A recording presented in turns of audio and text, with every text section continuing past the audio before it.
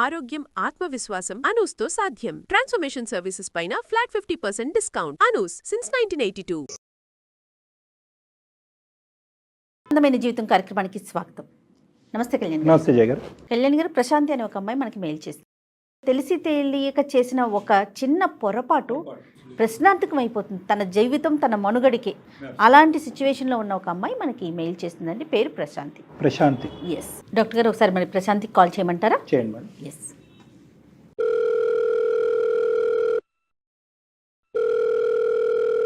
Hello. Hello, నమస్తే అండి, ప్రశాంతి గారండి.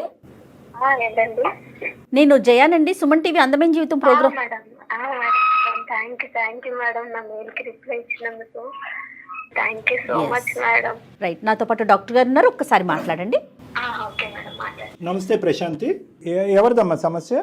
ఏం మాట్లాడాలో కూడా అర్థం కావట్లేదు సార్. చెప్పలేదు సార్, అంటే నేను చేసిన తప్పు అసలు బయటకు చెప్పుకోలేనిది సార్. ఏమైందమ్మా? అంటే నాకు 4 years బ్యాక్ పెళ్ళి అయింది సార్. నా హస్బెండ్ చాలా అంటే చాలా మంచివాడు సార్. సో ఆయనకు అసలు నేను తగ్గదాని కాదు సార్. అసలు సార్ ఇంతకు ముందు మన కొండలో ఉండేవాళ్ళము. సో ఇప్పుడు ప్రెసెంట్ ఇక్కడ మన అమీర్పేట్ సైడ్ వచ్చేసాను సార్. నేను ల్యాబ్ టెక్నీషియన్ గా వర్క్ చేశాను సార్. నా హస్బెండ్ ఏం చేశారంటే, మా విలేజ్ లో ఉన్నావు కదా, నీకు ఆ ఫీలింగ్ ఉండకూడదు, నువ్వు ఇక్కడికి వచ్చినప్పుడు హైదరాబాద్ లో ఉన్నప్పుడు నువ్వు అంతే మంచిగా అందరితో కలివిడిగా ఉండాలి, సో నేను నీకు ఆ ఫ్రీడమ్ ఇస్తాను అని చెప్పి నాకు చాలా ఫ్రీడమ్ ఇచ్చారు సార్. బట్ నేను దాన్ని చాలా మిస్యూజ్ చేసేసుకున్నాను సార్. మీ హస్బెండ్ ఏం చేస్తారు? తను సాఫ్ట్వేర్ సార్. పిల్లలు ఉన్నారమ్మా? లేరు మేడం, లేరు. ఇంకా మేమే టైం తీసుకుందాం అనుకున్నాం సార్. మరి ఏమ్మా అంత సవ్యంగానే ఉంది కదా, ఏంటి స్వేచ్ఛని ఇవ్వటం, దాన్ని అడ్వాంటేజ్ తీసుకోవటం అంటే? సార్ అదే నేను ఎలా చెప్పాలో నాకు అర్థం కావట్లేదు. పర్లేదు చెప్పమ్మా, నీ వేదిక అన్ని సమస్యలకి సొల్యూషన్ చెప్తాది, ఒకసారి ధైర్యం చేసుకుని చెప్పండి అమ్మా.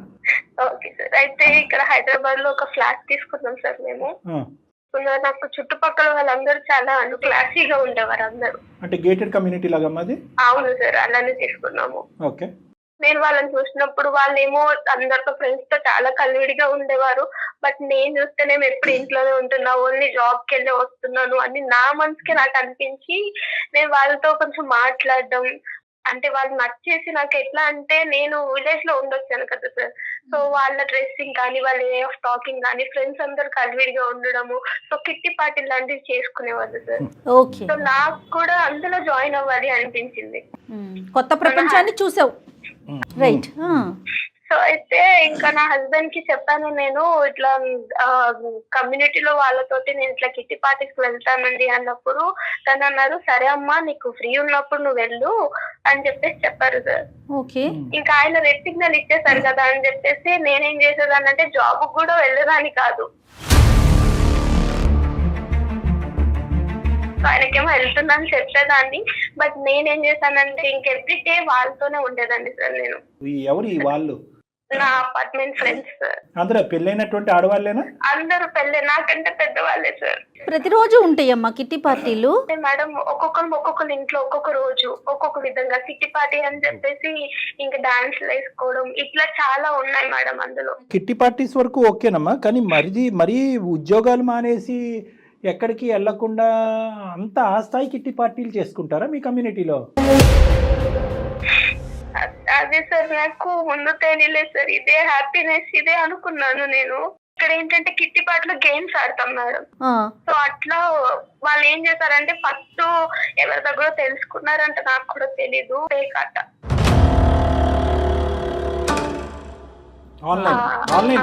లేదు, ఆఫ్లైన్ సార్.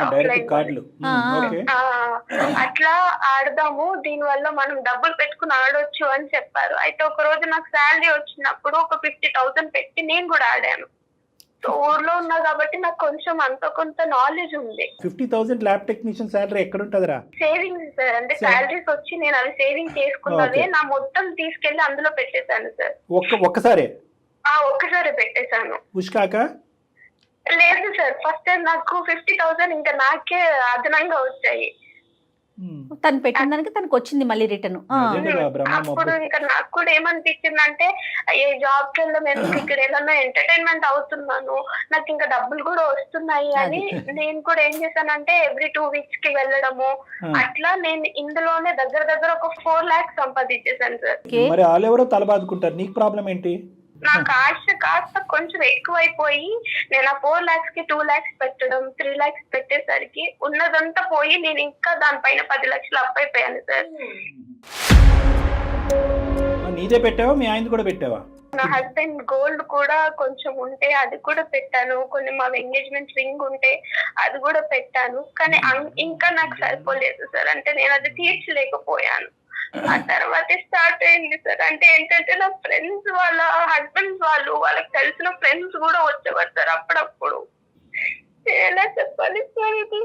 అయ్యో ఏంటమ్మా, ఏం మాట్లాడుతున్నావు? అసలు నా హస్బెండ్ నేను ఇంత మోసం చేస్తాను అనుకోలేదు సార్. 10 లక్షలు అప్పులు పాలయ్యావు, ఓకే. కాదు సార్, 10 లక్షలు అబ్బాయి దగ్గరతో దాన్ని ఎలా తీసుకోవాలో తెలియక అందులో ఉన్న ఒక అక్క నాతో చెప్పారు. సో మనం ఇలా ఒక దగ్గరికి వెళ్దాము, వాళ్ళు నాకు తెలిసిన వాళ్ళే నీకు హెల్ప్ చేస్తారు అని చెప్పినప్పుడు అక్కతో పాటు నేను బయటికి వెళ్ళాను సార్. Oh my God. ఇప్పుడు అక్క ఉండి ఒక 4 రైతులు కల్పించారు, వాళ్ళు నాతో మాట్లాడారు, మంచిగానే మాట్లాడారు. కానీ సో వాళ్ళు తాగుతున్నప్పుడు వాళ్ళు ఏమన్నారంటే తాగు బాగుంటది అని చెప్పేసి నాకు కూడా డ్రింక్ ఇచ్చారు. నేను ఎప్పుడు తాగలేదు కాబట్టి ఎలా ఉంటుందో ట్రై చేద్దామని తాగేశాను సార్ నేను కూడా. సో అలా తాగేసిన తర్వాత నాకు తెలిసే చేశాను సార్. వాళ్ళతో పాటు వెళ్తే డబ్బులు ఇస్తున్నారు సార్. అంటే ఆ పనికా స్పృహండే చేసావు? ఏం తాగిన మత్తులో అయితే ఏం చేయలేదు నువ్వు? లేదు సార్, నేను స్పృహండే చేశాను. సో తాగకుండా ఉన్నప్పుడు వాళ్ళు ఈ ఆఫర్ ఇచ్చి ఉంటే కనుక నువ్వు ఇలా రా మాతో పాటు అంటే కూడా వెళ్ళుండేదానివి. అవును సార్, వాళ్ళతో పాటు 1-2 సార్లు వెళ్ళాను సార్ నేను. వెళ్ళిన తర్వాత నా అప్పు అంతా అయిపోయింది, అంత క్లియర్ అయిపోయింది సార్. ఇంకా తర్వాత ఇంకా నేను కిట్టి పార్టీస్ కూడా వెళ్ళడం మానేశాను. అంటే 50 లక్షలు అప్పు ఉండుంటే కనుక 10 సార్లు వెళ్ళుండేదాను కదమ్మా. వెళ్ళుండేదాన్నేమో సార్. అయినా కానీ ఒకసారి వెళ్తేనేంటి, 100 సార్లు వెళ్తేనేంటి, తప్పే. అట్లీస్ట్ నువ్వు నిజాయితీగా ఒప్పుకున్నావు, ఆ తాగిన మత్తులో కాదు సార్ స్పృహ ఉండే చేశానని చెప్పి ఒప్పుకున్నావు. ఎనీవే ఇప్పుడైతే సార్ ఒక 6 months బ్యాక్ ఇది జరిగింది సార్. ఇంకా వాళ్ళతో కూడా నేను ఏం కాంటాక్ట్ లో లేను. నీ భర్త బంగారం కాదమ్మా దేవుడు. అంటే ఏ స్థాయి స్వేచ్ఛనిచ్చాడు, ఏ స్థాయి లిబర్టీ ఇచ్చాడు, అసలు అంత స్వేచ్ఛ ఇచ్చేటటువంటి భర్తలు ఉంటే మీరు ఎక్కడికి ఎదిగిపోవచ్చమ్మా. అసలు నువ్వు ఎదగలేదు, దిగజారిపోయావు కదా భయంకరంగా. అవును సార్. సో అప్పు తీరిపోయిన తర్వాత నీకు కనువిప్పు వచ్చిందమ్మా. జరిగి 6 months అవుతుంది సార్. ఒక ఫైన్ డే నేను ఒక స్టేటస్ పెట్టాను సార్. అంటే నేను నా హస్బెండ్ బయటకు వెళ్ళి వచ్చినప్పుడు నేను ఒక స్టేటస్ పెట్టాను. సో ఆ స్టేటస్ అతను చూసి ఆయన నా ఫొటోస్ అవన్నీ నాకు పంపించి నువ్వు మళ్ళీ ఒకసారి నా దగ్గరికి రా అని పెట్టాడు సార్. ఎవరు ఆ పాతోడే? అవును సార్. ఈ మధ్యన? అవును సార్, ఒక 10 days బ్యాక్ పెట్టినప్పుడు ఆ రోజు నా హస్బెండ్ ఇంకా వెళ్ళలేదు ఆఫీస్ కి. సో నేను స్నానంకి వెళ్ళినప్పుడు తను నా ఫోన్ చూసాను. అయ్యో అయిపోయి. యాక్చువల్ గా నేనేం చేశానంటే బ్లాక్ చేయాల్సింది నంబర్స్, బట్ నేను అలానే వదిలేసేసరికి తన పిక్స్ చూసి మరి ఏమనుకున్నాడో తెలీదు. నువ్వు నాకు కావాలి మళ్ళీ ఒకసారి రా నాకు అనేసి ఫొటోస్ అన్ని పెట్టి నన్ను బ్లాక్ మెయిల్ చేయడం స్టార్ట్ చేశాడు సార్. పలానా అమ్మాయి ఈ రేటుకి అవైలబుల్, తప్పుగా అనుకోకమ్మా, పలానా అమ్మాయి ఈ రేటుకి అవైలబుల్ రా అని చెప్పి ఒక ఎదవెళ్ళి ఎంతమందికి ప్రచారం చేశాడో ఏం తెలుసు? నీ నెంబర్ ఎంతమంది దగ్గర ఉందో మీ భర్త చూశాడు, తర్వాత ఏమైందమ్మా? ఆయన చూసి చాలా నన్ను ఏమనలేదు సార్. నాకు అదే చాలా పెయిన్ఫుల్ గా ఉంది సార్. కనీసం నాతో ఒక మాట కూడా మాట్లాడలేదు. తర్వాత ఒక 2 days తర్వాత ఇంక నువ్వు నాకు వద్దు, నువ్వు వెళ్ళిపో అని చెప్పారు. నార్మల్ గా అయితే ఎవరైనా పేరెంట్స్ పిలిచి నీ అమ్మాయి ఇలా చేసిందని చెప్తారు, బట్ నా హస్బెండ్ ఎవరికి చెప్పలేదు సార్. నువ్వు వెళ్ళిపో అమ్మా, నాకు వద్దు నువ్వు అని చెప్పేసి తను అంటున్నప్పుడు నేను తీసుకోలేకపోతున్నాను సార్. నా వల్ల ఇదంతా అయింది, బట్ నా హస్బెండ్ నాకు కావాలి సార్. ఎలాగమ్మా కావాలి అంటే ఇప్పుడు మేమేమని చెప్పాలి మీ భర్తకి? ఏం చెప్తే కనుక ఏ మగాడు క్షమిస్తాడు? కిట్టి పార్టీలకి వెళ్ళి ఇంటికి సంపాదన తెప్పించాలనేటటువంటి ప్రయత్నంలో అప్పులు పాలైనటువంటి భార్య ఈరోజు ఆ అప్పులు తీర్చేటటువంటి ప్రయత్నంలో తెలిసి తెలియకుండా కళ్ళు మూసుకుని చేసినటువంటి తప్పు అని చెప్పాలా? ఒకసారి చేసిందని చెప్పాలా? 2 సార్లు చేసిందని చెప్పాలా? అప్పు తీరేంత వరకు చేసింది, ఆ తర్వాత చేయలేదని చెప్పాలా? తెలియక కాదు, తెలిసి చేసిన తప్పని చెప్పాలి. తనే చెప్తోంది. ఇప్పుడు పెయిన్ వచ్చింది కాబట్టి ఏడుస్తున్నావు. అమ్మా ఏదో ఒకటి చేసి కాదమ్మా, అన్ని సమస్యలకి పరిష్కారం ఉంటుంది ఈ వేదిక అని చెప్పాం. కానీ మరీ ఇంత జటిలమైనటువంటిది తెలిసి తప్పు మీద తప్పులు చేసేసి నువ్వు తప్పు అనే పరిధిలోంచి నేరం అనే పరిధిలోకి వెళ్ళిపోయావు. తనతో మాట్లాడి విషయం చెప్దామని చాలా ట్రై చేశాను, కానీ నా వల్ల కాలేదు సార్. అమ్మ ఇప్పుడు ఎలా దొరికేవు అనేది ఇక్కడ సమస్య కాదు. నువ్వు నీ అంతు నువ్వు వెళ్ళి చెప్పుంటే కనుక ఈ వేడు కొద్దిగా తగ్గి ఉండేదేమో, కానీ వాస్తవాలను అయితే కనుక తిరిగి రాయలేం కదా. అసలు ఇంత లోతుగా ఒక తెలివైనటువంటి ఆడపిల్ల ఒక ల్యాబ్ టెక్నీషియన్ జాబ్ చేసి ఎందుకు ఇన్ని తప్పులు? ఇందాక నేను మాట్లాడినటువంటి మాటే మళ్ళీ అంట. అప్పు 50 లక్షలు అయితే కనుక ఇప్పటికి కూడా నువ్వు మాకు ఫోన్ చేసి ఉండవు కదా. ఎక్కడో మొదట్లోనే ఆదిలోనే నువ్వు ఆగిపోయి ఏమంటే తెలుసో తెలియక ఇందులో దిగే నీ ఊబిలో 1-2 లక్షలు అప్పు అయ్యింది, మీరు పెద్ద మనసు చేసుకుని తీర్చండి, బుద్ధి గడ్డి తిని ఈ తప్పు ఎప్పటికీ చేయను అనేటటువంటి మాట అంటే కనుక అంత దేవుడి లాంటి భర్త నిన్ను క్షమించడా? నీ అప్పు తీర్చుండేవాడు కదా? ఎంత ఏదో పని చేయవలసినంత అవసరం ఉందా? నే మెంటలమ్మ నీకు. తిడితే తిట్టేవాడు, పోనీ ఎందుకు ఇంత తప్పు చేసావని తిడితే తిట్టేవాడు. కానీ ఇలాగా మరి ఇలానా? ఏమోనమ్మా, నుంచి బంగారం అంటున్నావు, దేవుడు అంటున్నావు, ఇటువంటి మగాడు ఎక్కడ దొరకడంటున్నావు. ఇప్పుడు ఆ బంగారం లాంటి మగాడికి ఇప్పుడు ఫోన్ చేయవలసినటువంటి వ్యక్తి ఎవరు? నువ్వు కాదు, అతను ఫోన్ చేసి ఒక బాధితుడిగా మా ఫోన్ చేసి ఇంత నమ్మినటువంటి నా భార్య ఇలా చేసింది సార్, నేను ఏం చేయను అని అతను ఫోన్ చేయాలి. నువ్వు ఫోన్ చేయటువంటి అతను జీర్ణించుకోవడానికి ఎన్ని సంవత్సరాలు పడుతుందో? అదే ప్రేమ నువ్వు పొందగలవా? అదే స్వేచ్ఛను నువ్వు పొందగలవా? ప్లీజ్ సార్, నేను మిమ్మల్ని చూసి మీరు కలుపుతారని ఒక నమ్మకంతో కాల్ చేస్తాను సార్. ప్లీజ్ హెల్ప్ చేయండి, లేకపోతే నేను చచ్చిపోతాను సార్. ఆయన తప్ప నాకు వేరే ఆప్షన్ లేదు సార్. Please sir. మరి నువ్వు వస్తే కనుక నేను చచ్చిపోతానని అతనంటే అప్పుడేం చేద్దాం? అతను చచ్చిపోయినా పర్లేదు. చాలా మనసులో ఒక్కసారి మాట్లాడాను సార్. నేను మాట్లాడుతా, నేను స్టేజ్ లో కూడా లేరు. చేతులు కాలే కాకులు పట్టుకుంటారు అసలు పూర్తిగా కదా. ఇప్పుడు చేయాల్సిన తప్పులు ఒకటి కాదు. అమ్మ ఇప్పుడు మమ్మల్ని సహాయం అడుగని ఇప్పుడు నువ్వు చెప్పి ఆడే మాటలు ఎలా ఉన్నాయంటే బ్లాక్మెయిల్ చేస్తున్నట్టుంది. ఇక్కడ నువ్వు చేసినటువంటి దానికి శిక్ష ఏంటి మరి? నేను కూడా క్షమించండి అనేది ఒక్క పదమేనమ్మా.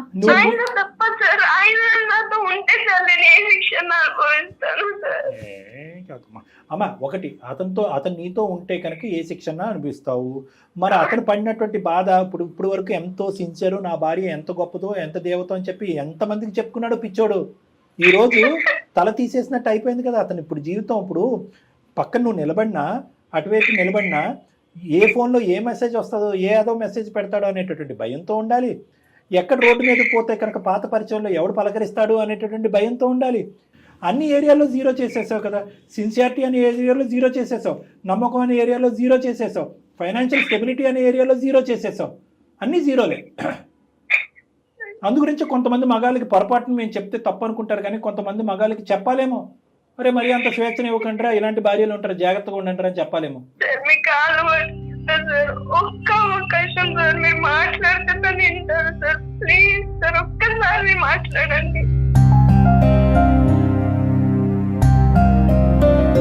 నేను చేసిన తప్పే కాదనట్లేదు, నేను ఒప్పుకుంటున్నా సార్. సరే ప్రశాంతి, ఒక్క నిమిషం తల్లి. నువ్వు కాలు మొక్కుతానంటున్నావు, చేయకపోతే చచ్చిపోతానంటున్నావు, అన్నీ నీ పాయింట్ ఆఫ్ వ్యూ మాట్లాడుతున్నావు, కానీ అవతల మనిషి ఏం పడుతున్నాడు, ఎంత బాధపడుతున్నాడు. ఒకటమ్మా, ఒక సింపుల్ పాయింట్ నేను చెప్తాను. ఇటువంటి అంశాలు వినగానే చంప చెల్లు అనిపిస్తారు చాలా మంది మగవాళ్ళు. అంటే ఇలాంటిది కాదు, ఇంతకంటే 10 రెట్లు తక్కువదైనా కూడా అలా చేస్తారు. అంటే కొట్టడం అనేది తప్పే, దానికి సమర్థిస్తున్నాను నేను అనట్లేదు. కానీ ఆ మనిషి నిన్ను ఒక ప్రశ్న అడగకుండా, అతను చూసినటువంటి అంశాన్ని అడగకుండా 10 రోజుల పాటు కడుపులో దాచిపెట్టుకున్నాడంటే ఇంకోడైతే గుండె అయి చచ్చిపోతాడమ్మా. అలాంటి వ్యక్తికి ఈరోజు సింపుల్గా నీ పాయింట్ ఆఫ్ వ్యూ మాట్లాడుతున్నాడు. క్షమించేమనండి సార్, అతను లేకపోతే నేను చచ్చిపోతాను. మీ ఇద్దరు కలిసి ఉన్న తర్వాత అతను ఎలాగున్నా పర్వాలేదు, అతను ఏ శిక్ష చేసినా పర్వాలేదు. అది కాదు. At the end of the day అసలు అతను పడేటటువంటి బాధ ఏంటి అనేది ఒకసారి మనం మాట్లాడదాం. అసలు ఫస్ట్ మాట్లాడాలా లేదా అనేది ఒకసారి ఏం చేయగలరు.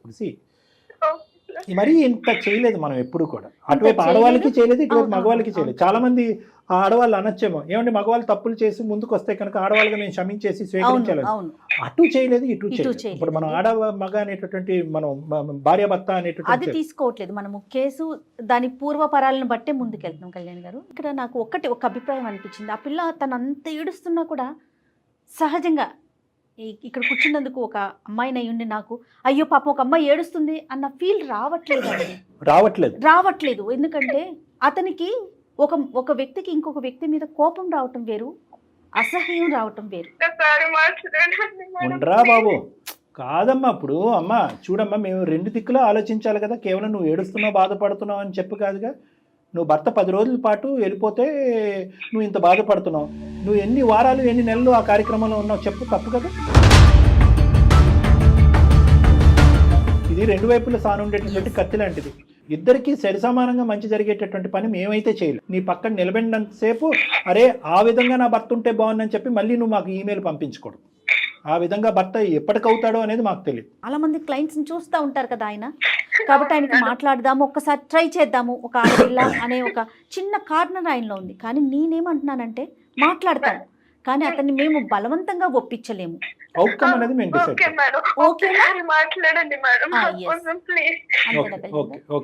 సరే, ఒకసారి కనెక్ట్ చేస్తావా? నువ్వు ఇప్పుడు ఎక్కడున్నావు, తను ఎక్కడున్నారు? ఆఫీస్ లో ఉంటారు మేడం, నేను ఇంట్లోనే ఉన్నాను. ఓకే. సో మీరిద్దరు విడిపోలేదా అమ్మా? సారీ, కలిసే ఉన్నారు. వెళ్ళిపోమంటున్నాడు. ఈ అమ్మాయి ఇంట్లోనే ఉంది. నువ్వు ఫోన్ కలుపు, నువ్వు కాస్త ధైర్యంగా మాట్లాడు. ఏడు పాపి, ఒక 2 నిమిషాలు మేము చేసేది విను. పరిణామం గురించి ఆశపడద్దు. పరిణామం ఎలా ఉండొచ్చు అలా ఉండొచ్చు, దేనికన్నా ప్రిపేర్ అవ్వు. ఎందుకంటే ఈ వేదిక ఆ పరిణామం చూపెట్టకపోతే ఏ వేదిక ఆ పరిణామం చూపెట్టదు. కాబట్టి అల్టిమేట్ డెసిషన్కి మాత్రం రెడీగా ఉండు. Phone కల్పమ్మ. The person you are speaking with has put your call on hold. Please stay on the. Hello చెప్పండి. ఎక్కడున్నారు? ఎన్నో ఉన్నామని చెప్పి ఏంటి ఎందుకు ఫోన్ చేసాం? తిన్నారా? బా నా గురించి ఆలోచించడం కూడా చేస్తున్నాను. చెప్పావా మీ అమ్మలకి? అలా మాట్లాడకండి, నాకు తప్పు అయిపోయిందని ఒప్పుకుంటున్నాను కదా. చాలా రోజులు అవుతుంది మీరు నాతో వద్దు, ఈ ఏడుపులు వద్దు. నాతో అస్సలు అవ్వట్లేదు. అసలు నేను భరించలేకపోతున్నా. నువ్వు మీ అమ్మలను పిలిపించు. నీ ఏడిపే అందరికి, నా ఏడుపు తెలుసలేదు నీకు. కానీ నాదే తప్పు, నేనే ఒప్పుకున్నాను కదా నాదే తప్పని. ఒక్క అవకాశం నాకు చేసేటి అన్ని చేసేసి ఒక్క అవకాశం అని చెప్పేసి అనడం అసలు ఇదేమన్నా కరెక్ట్ అనిపిస్తుందా నీకు? ఇప్పుడు దేనికి ఫోన్ చేసావు? పవన్ తెలుసు కదా పవన్, నేను లేకపోతే నేను ఉండలేను పవన్. నీతో ఉంటే నేను ఉండలేను, నేను బ్రతకలేను. నువ్వు లేకపోతే అసలు నేను ఉండలేను. నేను చేసిన తప్పే కాదనట్లేదు. లేదమ్మా, లేదు, వద్దంటే వద్దు. అసలు నీతో లైఫ్ అనేది నేను ఎక్స్పెక్ట్ చేయలేను. ముందుకు ఆలోచించలేకపోతున్నా. మీ అమ్మలను పిలిపించు, మీ అమ్మలతోనే మాట్లాడతాను నేను. పవన్ గారు నమస్తే అండి, నేను డాక్టర్ కళ్యాణ్ చక్రవర్తి అండి, సుమన్ టీవీ అందమైన జీవితం నుంచి మాట్లాడుతున్నాం. సారీ, మేము బ్యాక్గ్రౌండ్లో మీ భార్యాభర్తల అంశాలు విన్నాము. కానీ ఏంటంటే ఈ తప్పని పరిస్థితిలో ఇలా చేయవలసి వస్తుంది. మీ భార్య గారు మాకు ఈమెయిల్ పంపించింది, తన పరిస్థితి ఏమీ బాగాలేదు, చావారు ఏవో అనేటటువంటి పరిస్థితిలో తను ఉంది, సూసైడ్ చేసుకోవాలన్న ఆలోచనలో ఉందనేటప్పటికీ మేము చాలా అయిష్టంగా, నిజంగా చాలా అయిష్టంగా ఇప్పటికొచ్చి మా వేదిక మీద జరిగినటువంటి ఇన్ని ఎపిసోడ్స్, ఇంత భయంకరమైనటువంటి పరిస్థితిని మేము చూడలేదు వాస్తవానికి. ప్రశాంతి, ఈ రోజు నాడు ఇప్పుడు జరిగింది నీకు నాకు మధ్యలో ఉంది. ఈ రోజు నువ్వు తీసుకెళ్లి ఊరు మొత్తంలో పెట్టేసావు కదా. ఇదంతా కాదు సార్. కావాలి నువ్వు వద్దంటున్నావు అని నేను సార్ వాళ్ళతో మాట్లాడాను. అసలు నీకు బయట పెట్టాలన్న ఇంటెన్షన్ తో కాదు పవన్, ప్రేమతో. పవన్ గారు నమస్తే అండి, నేను జయానండి, సుమన్ టీవీ నుండి. మాది అందమైన జీవితం అనే వేదిక నుంచి మాట్లాడుతా ఉన్నాము. అయితే మిమ్మల్ని ఏదో బయట పెట్టాలను, అల్లరి చేయాలని లేదు మేడం. ఎందుకంటే ఇప్పుడు ఒక లేడీ అనగానే అందరూ వచ్చేస్తారు మేడం. లేదు, నా బాధ ఎవరు అర్థం చేసుకోరు మేడం. పూర్తిగా అర్థం చేసుకున్నామండి. తను ఎన్ని తప్పులు చేసిందో తెలుసా సార్ మీకు? మీకు ఏం చెప్పిందో? ఆ అమ్మాయి మీ ఎదుర్కొంటే ఏం ఒప్పుకుంది అనేది మీ మాటలో మీరు చెప్పండి. తను ఎప్పుడో ఆఫీస్ మానేసిందంట. ఆఫీస్ మానేసి ఏదో రమ్మీ గేమ్స్ ఆడేసి ఇంత లాస్ అయిన తర్వాత నాకు డబ్బులు ఎక్కడి నుంచి తీసుకురావాలో తెలియక నేను నిన్ను అడగలేక సో అక్క వాళ్ళు వేరే ఒక అబ్బాయిని పరిచయం చేస్తే వాళ్ళతో వెళ్ళి డబ్బులు తీసుకొని అప్పులన్నీ కట్టేసాం, ఇవన్నీ చెప్పింది సార్. అమ్మాయి చెప్పింది ఇదంతా ఒక ఆల్మోస్ట్ ఒక 5-6 months బ్యాక్ జరిగిందంట సార్. ఓకే. నాకు మొన్న రీసెంట్ గా స్నానంకి వెళ్ళినప్పుడు నేను వాట్సాప్ చూస్తే తన ఫొటోస్ రావడం ఏంటిది అని చెప్పేసి అప్పుడు గట్టిగా అడిగితే అప్పుడు చెప్పాల్సి వచ్చింది. లేదు పవన్, నీకు చెప్తామని నేను చూసాను కానీ నాకు ధైర్యం అమ్మా సరిపోలేదు. ఓకే ప్రశాంతి, నువ్వు ఇక్కడ మాట్లాడటానికి లేదు, ఎందుకంటే చెప్దాం అనుకున్నానే కానీ 6 నెలలు బట్టి చెప్పలేదు నువ్వు. ఓకే, అది ఒక్క సందర్భంలో అయినా చెప్పుంటే బాగుండేది అనేది నా అభిప్రాయం, అతని అభిప్రాయం. బహుశా ఈ కాలు ఇంత వేడిగా ఉండకపోవచ్చు. ఇప్పుడు వీళ్ళ అమ్మోళ్ళ దగ్గరికి వెళ్ళిపోయి ఇదంతా బయటపడి ఊర్లో పెద్ద మనుషుల దగ్గరికి వెళ్తాదని చెప్పేసి ముందే వేసిన డ్రామా సార్, అంతే. అయ్యో అట్లా కాదు, ఒక సలహా కోసం మాత్రమే డాక్టర్ గారు చెప్పే సలహా తీసుకుందామనే మమ్మల్ని అప్రోచ్ అయిందమ్మా, అంతే తప్ప మిమ్మల్ని అల్లరి చేయాలనో మిమ్మల్ని బెదిరించాలనే ఉద్దేశం ఉన్నట్లయితే మాకు అనిపించట్లేదు. ఏం కళ్యాణ్ గారు? అదే పవన్, ఇప్పుడు నీ పొజిషన్ ఎంత క్రిటికల్గా ఉందో, ఇందాక నేను అమ్మాయితో ఒక మాట అన్నాను, ప్రశాంతి బాధితులు ఎవరు ఇక్కడ, నువ్వు బాధితురాలువా అతను బాధితురా? ఎస్, నీకు నువ్వుగా బాధితురాలు అనుకుని నా భర్తతో నన్ను కలిపేసేయండి, గతం గత అన్నట్టు వదిలేసేయండి నన్ను, అంత సింపుల్గా అయినంత ఈజీ కాదు. అక్కడ ఉండేటటువంటి అతని పొజిషన్లో అతని స్థానంలో నిలబడి ఒక 10 నిమిషాలు ఆలోచించమ్మా అని చెప్పేవి. అసలు వాస్తవానికి మీకు ఫోన్ కలపమని కూడా మేము చెప్పలేదు. ఎస్, మాకు ఇష్టం లేదు. ఎందుకు అంటే కనుక ఈరోజు ఏం చెప్పి మిమ్మల్ని ఓదారిస్తాం, ఏం చెప్పి గతాన్ని వదిలేయమంటాం, ఏం చెప్పి ఇదివరకట్లా నీ భార్యని స్వీకరించరా బాబు అని నీకు చెప్తాం. మా చేతులు కూడా కట్టేస్తున్నాయి, ముందు కాళ్ళకు బంధం అయిపోయింది మాకు. కానీ నేను చెప్పేది ఏంటంటే, తప్పు తెలుసుకుందా? తప్పు లేదు సార్, తప్పు తెలుసుకోలేదు సార్. నాకు తప్పు తెలిసిందని తెలుసుకుందా చెప్తుంది అంతే సార్. ఆ రోజు తను స్నానంకి వెళ్ళకపోయినా లేదా తన ఫోన్ నేను చూడకపోయినా ఈ తప్పు ఇప్పటికి కూడా నాకు తెలిసేది కాదు కదా సార్. నా కళ్ళకి ఇంకా గంతలే ఉండేది కదా. ఇక్కడ 2 ఆస్పెక్ట్స్ ఉన్నాయి పవన్. నేను ఎవరో నీకు తెలుసు, బహుశా నా గురించి నువ్వు వినే ఉంటావు కొద్దిగా. దీన్ని చూసాను సార్, తెలుసు సార్. థ్యాంక్ యూ నాన్న, thank you, that makes my job easy. నేను ఇక్కడ 2 థింగ్స్ నాన్న, ఒకటి తప్పు చేయటం, రెండోది నీకు చెప్పటం. 2 అంశాల కింద చూద్దాం. ఇక్కడ ఏంటంటే రెండిటిని ఒకే బుట్టలో వేస్తే కనుక ఆ అమ్మాయి డబుల్ క్రైమ్ చేసినట్టు అవుతుంది. ఓకే, ఇక్కడ ఏంటంటే తప్పు చేసి బయటపడినటువంటి ఒక ఆడపిల్ల ఇది అంచెలంచెలుగా ఎదిగినటువంటి అంశం. ఒకటి, ఈ ఆంటీలో అక్కలో ఎవరైతే ఉన్నారో వాళ్ళతో వెళ్ళిన తర్వాత పేకాట వరకు వెళ్ళటం, పేకాట ఆడి డబ్బులు వస్తున్నాయి అనేటటువంటి అంశాన్ని చూసుకుని ఉన్నది కాస్త ఆరబెట్టుకోవటం, ఎక్కువ డబ్బులు పోయినాయి. అక్కడి నుంచి ఈ అమ్మాయి పిచ్చితనం అనేది మొదలుపెట్టింది. పేకాట ఆడటమే వాళ్ళతో పాటు కూర్చుని ఆ పిచ్చి పనులు చేయటం అనేది తప్పు. ఉద్యోగం మానేసి పేకాట ఆడటం ఇంకా తప్పు. సేవింగ్స్ అన్ని తీసుకొచ్చి అక్కడ పెట్టుబడి పెట్టడం అనేది ఇంకా తప్పు. బంగారం తాకట్టు పెట్టడం అనేది తప్పు. అంచెలంచెలుగా తప్పులు. సో ఇలా చేసుకుంటూ పోతూ ఈ అమ్మాయి ఏమనుకుందంటే, వెరీ టిపికల్ సినారియో, పేకాట ఆడేటటువంటి వాళ్ళ యొక్క మనస్తత్వం ఏ విధంగా అయితే తప్పుతోవలోకి వెళ్ళిపోయి దొంగతనాలకి ఇలాంటి వాటికి వెళ్ళిపోతుందో సిమిలర్ యాంగిల్లో ఈ అమ్మాయి, ఇది ఒక మత్తు.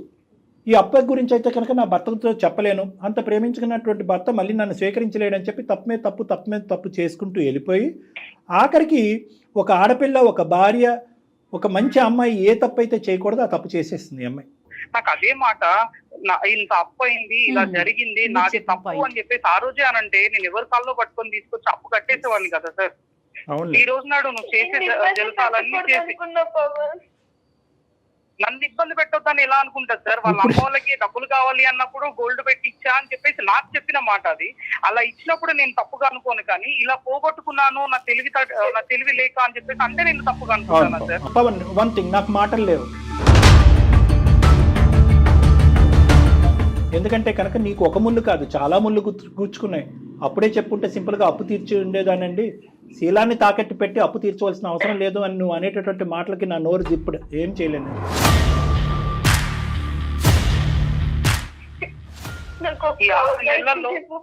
ఈ 6 నెలల్లో తనకి ఎంత హెల్త్ బాగాలేకపోతే తనకి ఎన్ని సేవలు చేసుకున్నాను, తనని ఎలా చూసుకున్నాను, వాళ్ళ అమ్మ నాన్న ఎన్నిసార్లు ఇంటికి వస్తే వాళ్ళని ఎలా చూసుకున్నాను ఒకసారి అడగండి సార్. ఆ రోజు కూడా నా ప్రేమ కనిపించలేదు సార్ తనకి. పవన్ బాబు, ఆ అమ్మాయిని సమర్థిస్తున్నట్టు మాట్లాడటం కాదు, కానీ ఈ 6 నెలల పాటు ఆ అమ్మాయికి ఉన్నటువంటి సింపుల్ సందిగ్ధ పరిస్థితి, లేదంటే కాంప్లికేటెడ్ సందిగ్ధ పరిస్థితి ఏంటి? భయం వర్సెస్ బాధ. భయం దేనికి? చెప్తే నువ్వు ఎలా రియాక్ట్ అవుతావు. బాధ దేనికి? చెప్పకపోవటం వల్ల లోపల కుంగిపోవటం అనేటటువంటి బాధ. చెప్పు చెప్పు చెప్పు అని అంతరాత్మ అడుగుతూనే ఉంటుంది. ప్రశాంతి చెప్పేస్తే అయిపోతుంది. కానీ ఇంకో సైడ్ నుంచి ఇంకొక మనసు ఏమంటా ఉంటుంది, చెప్తే కనుక ఇదివరకటి ప్రేమ మళ్ళీ నీకు దక్కదు, నువ్వు చెప్పినందుకు అతను ఏమి గర్వపడ్డు చీతు అని ఉమ్మేసి బయటకు పంపిస్తాడనేటటువంటి భయం. ఈ బాధ భయం వల్ల తను ఏం చేస్తుందంటే మీకు చెప్పకుండా దిగమింకుంది. మీరు ఎక్కడ కూడా తనకు బాగాలేనప్పుడు సేవ చేయలేదనో ఇంకోటి ఎక్కడ కూడా మీ గురించి కంప్లైంట్ చేయలేదు. మీ గురించి కంప్లైంట్ చేయడానికే లేదు, అప్పుడు లేదు ఇప్పుడు లేదు. చేసేదైతే మనకి కాల్ చేయదు కదా. అది అతనికి చెప్పలేదని ఇప్పటికి ఫీల్ అవుతున్నాడా, లేదా అది ఇంకా కంటిన్యూ అవుతోందనే ఆలోచనలో ఉన్నారా అతను? అది క్లారిటీ అది రాలేదు. ఒక్కసారి చెప్పుమా నువ్వు ప్లీజ్. లేదు మేడం, అది కంటిన్యూ అవుతుంది మేడం, అది కంటిన్యూ అవుతుందని అనిపిస్తుంది మేడం.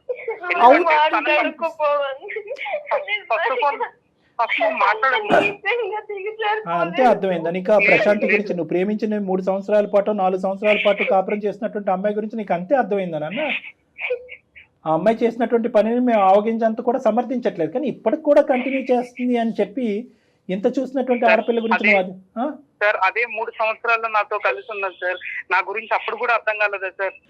నేను ఇక్కడ తలదించుకుని బాబు అని అడగటం తప్ప ఇంకేమీ చేయలేను. నేను ఇక్కడ 100కి 200 మార్కులు పడిపోయినాయి నీకు. నువ్వు ఏం ఆలోచిస్తే అది. ఆ భిక్ష అమ్మాయికి పెడతావా పెట్టవా ఒక్కసారి ఆలోచించు. నాకు ఫ్యూచర్ లో కూడా ఇదే కంటిన్యూ అవుతుందేమో అని భయం అవుతుంది. ఈ రోజు నాడు పిల్లలు లేరు కాబట్టి సరిపోయింది సార్, రేపు పొద్దున పిల్లలు బాధ్యత అన్నీ ఉంటాయి కదా సార్. ఒక్క అవకాశం ఇవ్వు పవన్ ప్లీజ్.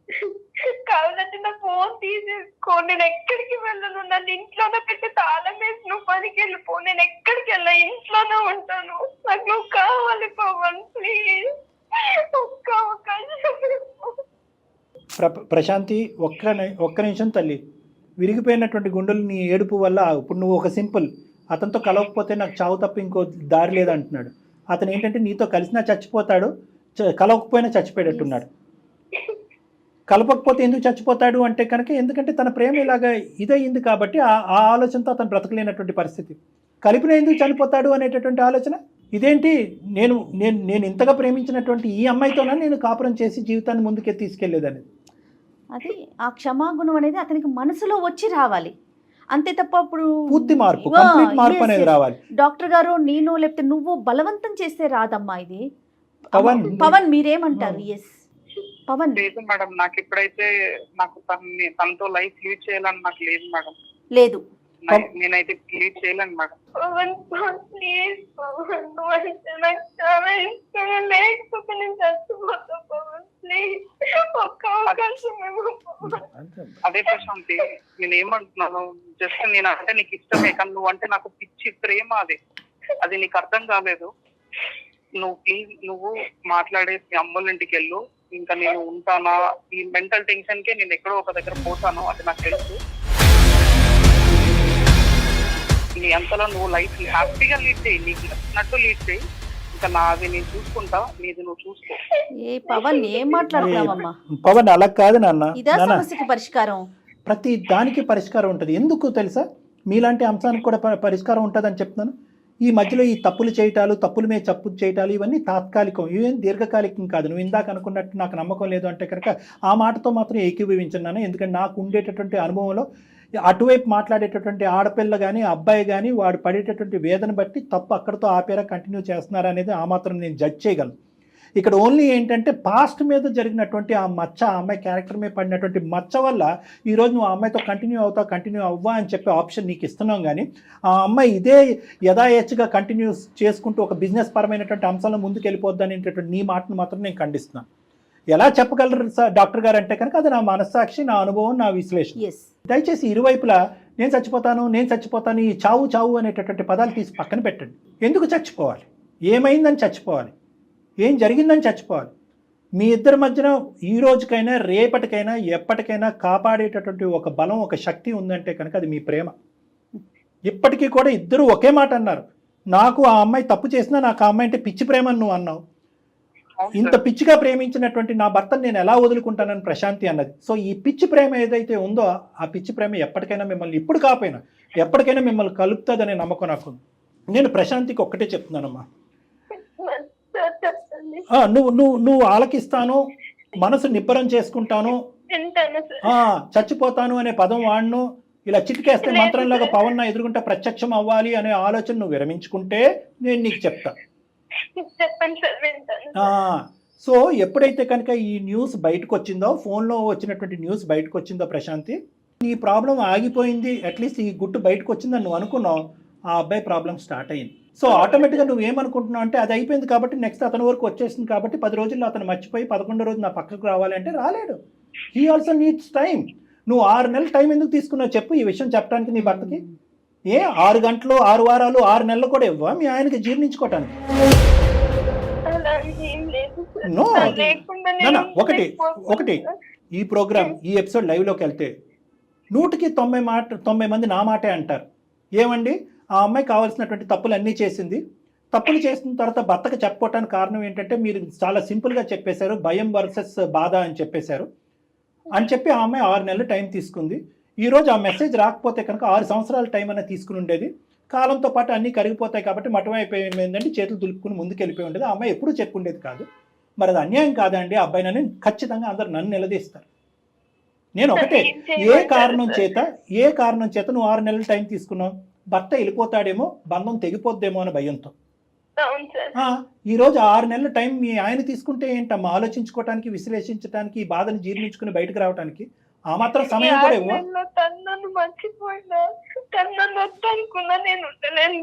అమ్మ అతను నిన్ను వద్దనుకోవట్లేదు, ఎప్పటికీ అతని మనసులో నువ్వు ఎప్పటికీ ఉన్నావు. కానీ ఈ బంధం మీద ఒక మార్కు పడి ఒక మచ్చ పడేటప్పటికి నీతో పాటు ప్రస్తుతానికి కలిసి ప్రయాణం చేయలేదు అంటున్నాడు. ఇందాక ఒక మాట అన్నాడు, ఇప్పటికైతే ఆ అమ్మాయి గురించి ఆలోచన నాకు రావట్లేదండి, మేమిద్దరు కలిసి ప్రయాణం చేయటం అనేటటువంటిది జీర్ణించుకోలేకపోతున్నాను అన్నాడు. ఇప్పటికీ అన్నాడు, ఎప్పటికీ అనలేదు.